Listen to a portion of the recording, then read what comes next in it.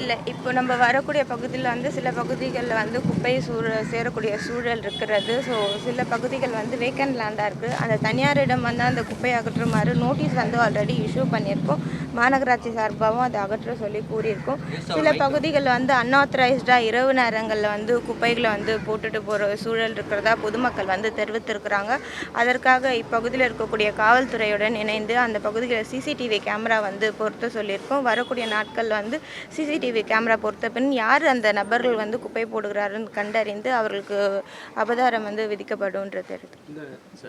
ஏற்கனவே இந்த சிசிடிவி முறையில் குப்பை கொட்டுறவங்கள நடவடிக்கை எடுத்துட்டு எவ்வளோ பேருக்கு எடுத்துருக்குறோம், ஏன் அது இருந்தாலும் குப்பை கொட்டை சிசிடிவி பொறுத்த வரைக்கும் போலீஸ் தான் வந்து சிசிடிவி வந்து பொறுத்துறாங்க. மாநகராட்சி சார்பாக வந்து முக்கியமான பகுதிகள் சப்வேஸு, அதுக்கப்புறம் கெனால் பகுதி, இந்த மாதிரி பகுதியில் தான் வந்து சிசிடிவி மானிட்டர் பண்ணிட்டு வரோம். பொதுமக்கள் ஸ்பெசிஃபிக்காக கோரிக்கை வைக்கக்கூடிய உடனே நடவடிக்கைகள் எடுத்துப்பட்டு வருகிறது.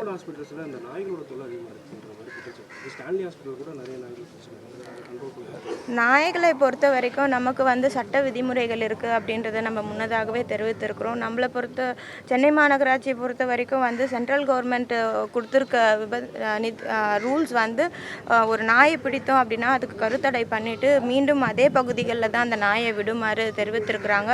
இப்போ வந்து நம்மளுக்கு மாடு பிரச்சனை இருக்கிறதா கூட நம்ம மாநகராட்சியில் தொடர்ந்து பொதுமக்கள் கோரிக்கை வைத்தார்கள்.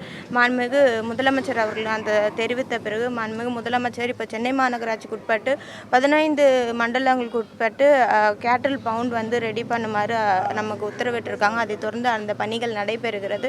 ஆனால் நாய்களை பொறுத்த வரைக்கும் அந்த சட்ட விதிமுறைகள் நம்மளுக்கு வந்து இல்லை.